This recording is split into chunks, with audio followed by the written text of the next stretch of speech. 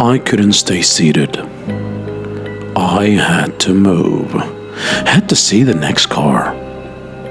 The door wouldn't open, locked tight, so I turned around and someone was sitting in my seat. Same clothes, same backpack. I could recognize my backpack anywhere.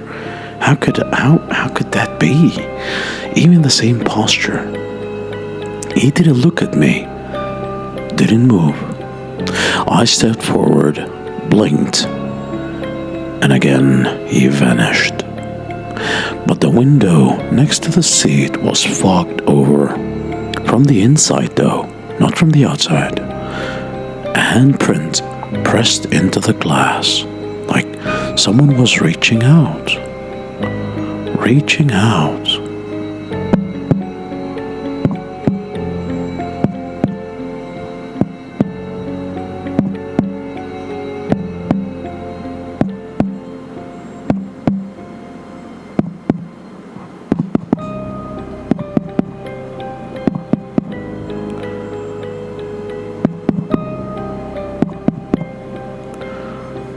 What is that? Is that like a Morse code or something? I think it's somebody asking for help. What is that? What was that actually? I really didn't know. I looked at the emergency glass hammer. The case was cracked, but the window wasn't broken. Something was inside the walls of the train, crawling, following me. I called for help. Nobody was on the train but the conductor and me, it seems. Even the intercom was dead. Then I heard my name. Soliman.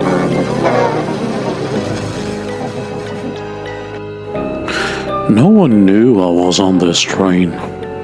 Not a soul. Not even my little sister and her kids. I booked anonymously. Paid in cash. But something on the train knew me. The lights flickered back on. And he was there. Again. Sitting in my seat. Wearing my face. And smiling. I really didn't. I wish I could just remove that smile off his face. That damn face.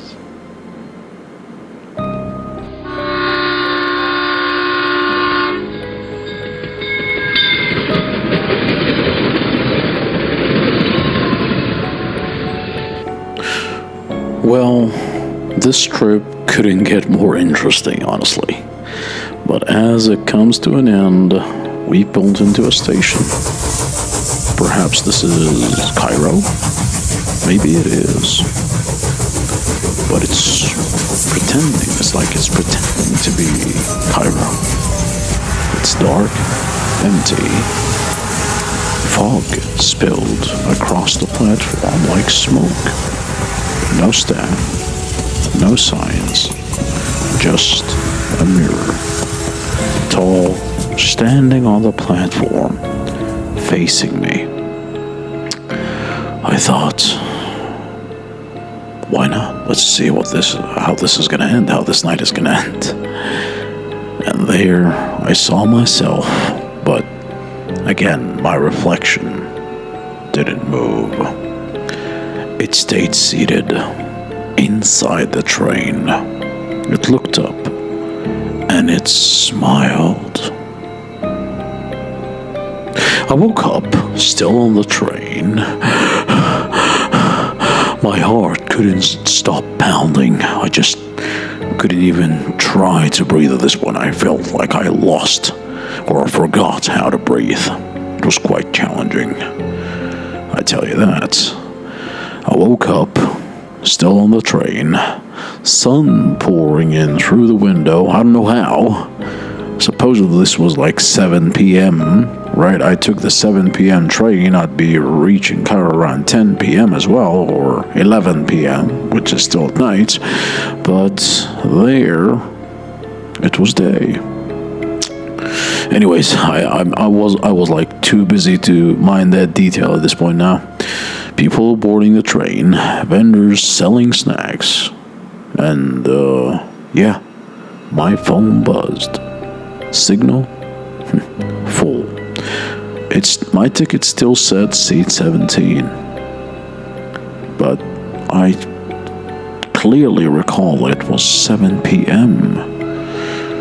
Maybe it was all just a dream. It was all just, a glimpse of a world that I would never live to see and hope I would never see again. Maybe it was just a nightmare. Well, anyways, I laughed out loud. I tried to brush it off, get rid of it all. Just forget everything I've been through, forget everything that I've seen, all the weird stuff that I saw on this train or that train. I don't even know if that's the same train that I'm on right now.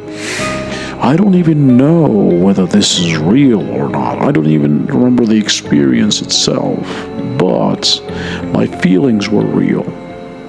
When I was scared, that was real. When I was terrified by this entity, that was real. The fact that it called my name, that was real, right? All this seemed very real to me. But just as I was thinking that, just before I looked away, there it was. Yeah, a handprint. You remember that handprint I told you about earlier? That I saw inside the window, not outside? Yep, that's the one. I saw the handprint. It looked very fresh. Right when mine had been in that dream. This was a great revelation to me, a scary one. A very scary revelation. Maybe, just maybe, I never woke up. Just maybe, I'm still on track 43. That damn train. Oh God, what have I got myself into this time? Well, you all know what happened next. I just stepped off the train that morning like nothing happened.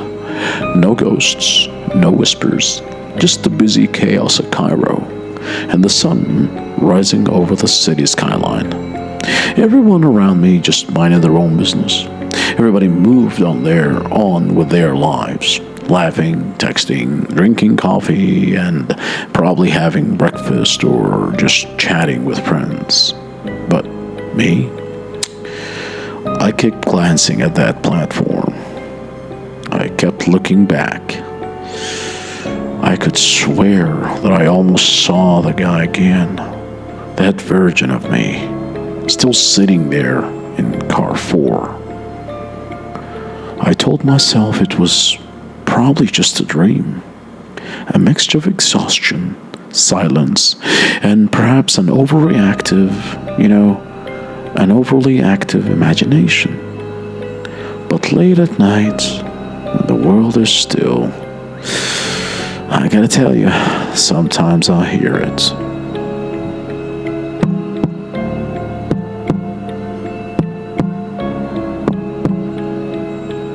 Yeah, those knocks.